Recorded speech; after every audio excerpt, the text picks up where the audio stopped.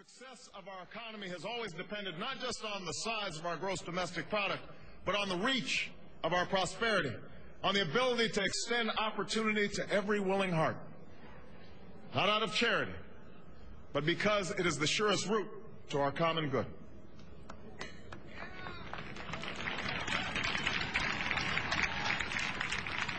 As for our common defense, we reject as false the choice between our safety and our ideals. Our founding fathers,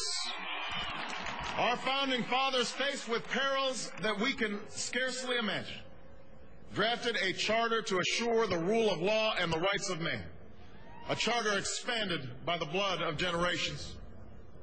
Those ideals still light the world, and we will not give them up for expedience' sake. And so, to all the other peoples and governments who are watching today, from the grandest capitals to the small village where my father was born, know that America is a friend of each nation and every man, woman, and child who seeks a future of peace and dignity, and we are ready to lead once more.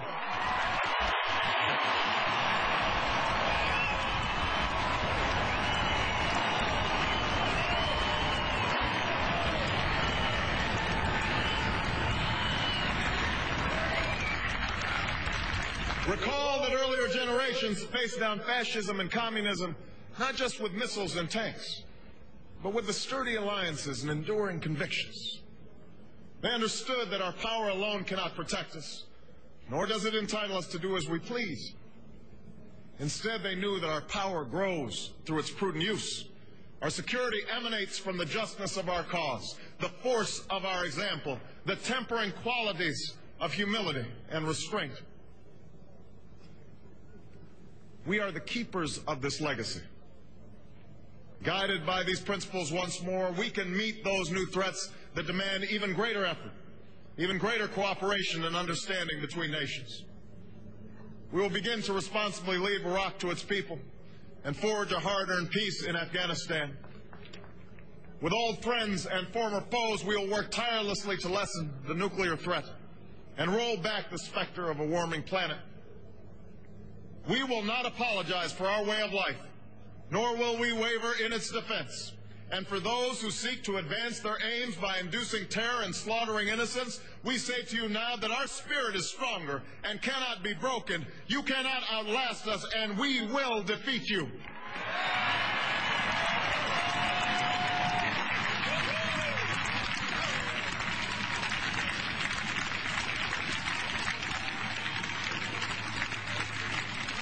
For we know that our patchwork heritage is a strength, not a weakness.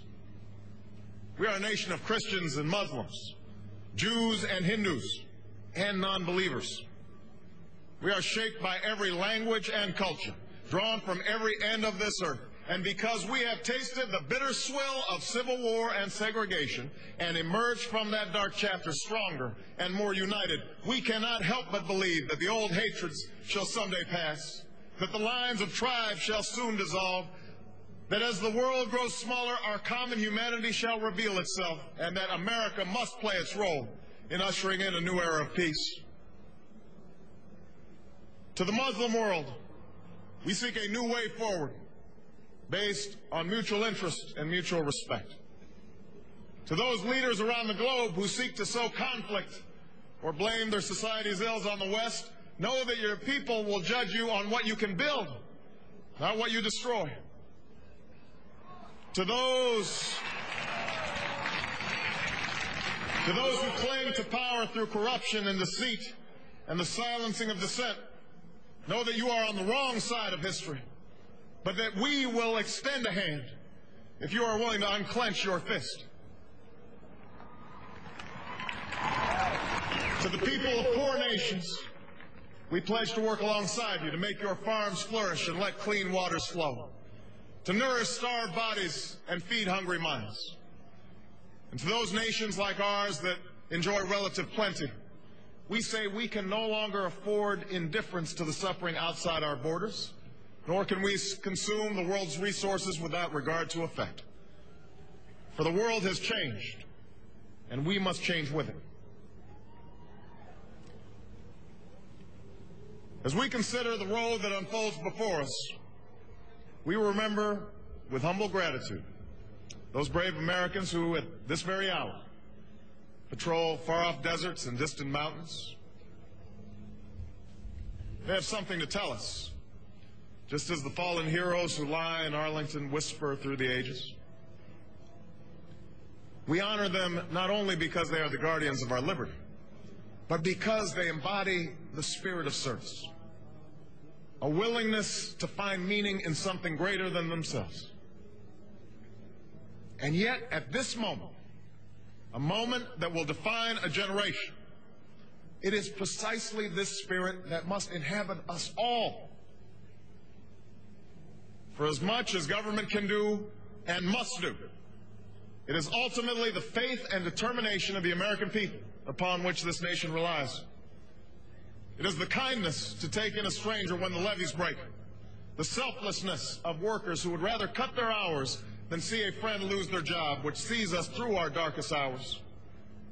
It is the firefighter's courage to storm a stairway filled with smoke, but also a parent's willingness to nurture a child that finally decides our fate.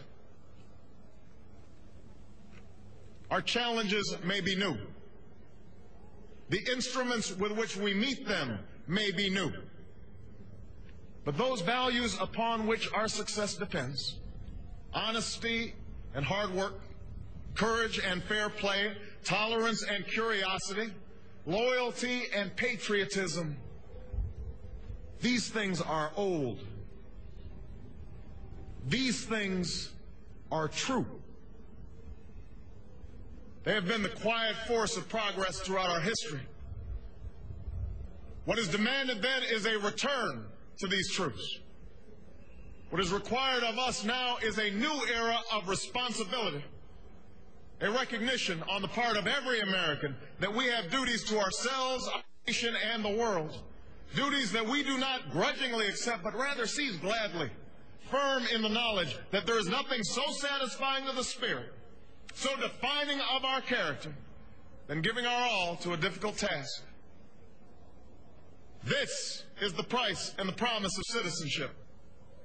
This is the source of our confidence, the knowledge that God calls on us to shape an uncertain destiny.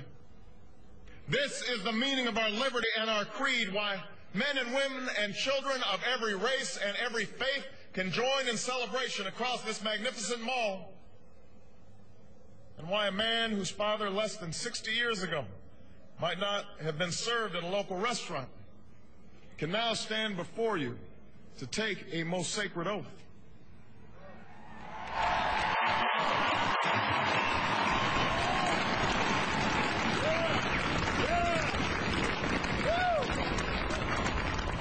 So let us mark this day with remembrance of who we are and how far we have traveled.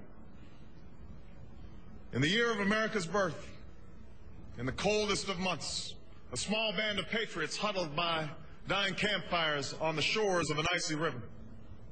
The capital was abandoned. The enemy was advancing. The snow was stained with blood. At a moment when the outcome of our revolution was most in doubt, the father of our nation ordered these words be read to the people.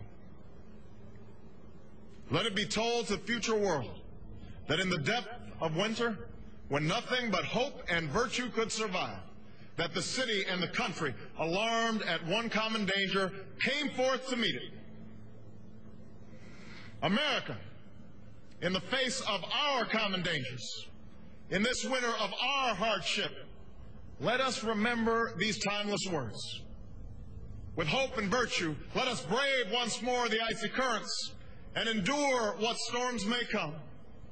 Let it be said by our children's children that when we were tested, we refused to let this journey end, that we did not turn back nor did we falter, and with eyes fixed on the horizon and God's grace upon us, we carried forth that great gift of freedom and delivered it safely to future generations. Thank you. God bless you. And God bless the United States of America.